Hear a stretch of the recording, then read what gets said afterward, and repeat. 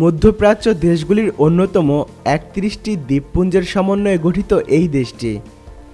আর্সিয়ান উপসাগরে যথেষ্ট প্রভাব রয়েছে এই দেশের উপরে। বন্ধুরা, আজ আমরা জানাবো সুন্দর একটি দেশ সম্পর্কে, যার নাম বাহরাইন। বাহরাইন জাকার্তার উপদ্বীপ ও সৌদি আরবের উত্তর পূর্বাঞ্চলে অবস্থিত। বাহরাইনের পুরো নাম হলো মামলাকাত বাহরাইন, অর্থাৎ কিংডম অফ বাহরাইন। বাংলা ভাষায় এর অর্থ হচ্ছে দ্বি-সমুদ্র মধ্যবর্তী দেশ। এই দেশটির রাজধানী নাম মানামা।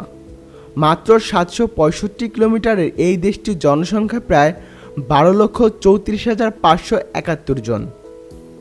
বাহরাইনের টাকার নাম দিনার, যার আর্থিক মূল্য বাংলাদেশ বা ভারত থেকে অনেক বেশি। বর্তমানে বাহরাইনের ১ দিনার সমান বাংলাদেশি টাকা এসে ২২০ টাকার সমান। এদেশের মাতৃভাষা আরবি, যা বাহরাইনে বা বাহারানা নামে পরিচিত। তবে প্রতিটি ভাষার আঞ্চলিক যে রূপ রয়েছে, ঠিক তেমনি এটিও আরবি ভাষার একটি আঞ্চলিক রূপ। বাহরাইনের নাগরিকরা খুব বন্ধুসুলভ হয়ে থাকে। বাহরাইনের ব্যবসায়িক কোনো মিটিং শুরু হওয়ার আগে একে অপরকে স্বাস্থ্য পরিবারের খোঁজ নিয়ে থাকে এবং খুব তাড়াহুড়া করে কোনো সিদ্ধান্তে পৌঁছায় না তারা। বাহরাইন আন্তর্জাতিক বিমানবন্দর তথা দেশের প্রধান ও ব্যস্ততম বিমানবন্দর। এটি অন্যতম হাব বিমানবন্দর।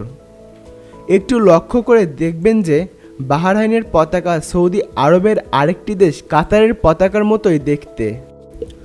শুধু তফাৎ রয়েছে, কাতারের পতাকায় রয়েছে মেরুন কালারের আর বাহরাইনের পতাকায় রয়েছে লাল কালার। সবচেয়ে গুরুত্বপূর্ণ ব্যাপার হচ্ছে এই পতাকায় থাকে ৫টি ত্রিভুজ, আর যেটি নির্দেশ করে ইসলামের ৫টি স্তম্ভকে। বাহরাইনের মহিলাদের ঐতিহ্যবাহী পোশাক হলো আবায়া। এটি দীর্ঘ লুজ ফিটিং পোশাক, যেটি হিজাবের সাথে পরা হয়ে থাকে। এদেশের পুরুষদের ঐতিহ্যবাহী পোশাক হচ্ছে থোপ, কপিয়া, খুতরা এবং আগাল। আলফে গ্র্যান্ড মসজিদ, যেটি বাহরাইনের সবচেয়ে বড় প্রার্থনাগার এবং এই মসজিদ বৃহৎ মসজিদগুলোর একটি। এখানে একসাথে ১,৫০০-রও বেশি মানুষ নামাজ আদায় করতে পারে। বাহরাইনের কোনো রাজনৈতিক দলকে রাজনৈতিক দল বলা অবৈধ, কারণ বাহরাইনের একটি পলিটিক্যাল পার্টিকে একটি সোসাইটি বলে দেখা হয়ে থাকে। বাহরাইন ও ইসরায়েলের কূটনৈতিক সম্পর্ক খুব একটা ভালো নয়, কারণ বাহরাইন পাকিস্তানকে সমর্থন করে। আমরা জানি আমাদের দেশে মৌসুমি বায়ুর প্রভাবে অনেক বৃষ্টিপাত হয়ে থাকে, কিন্তু বাহরাইনে বৃষ্টিপাত হয় না বললেই চলে। বাহরাইনে মরুভূমির ভিতরে একটি ৪০০ বছরের পুরনো গাছ রয়েছে, কিন্তু এখানে গাছ থাকলেও এখন পর্যন্ত এখানের আশেপাশে কোথাও পানির সন্ধান মেলেনি। প্রতি বছর এই গাছটি দেখতে অনেক পর্যটক ভিড় জমায়।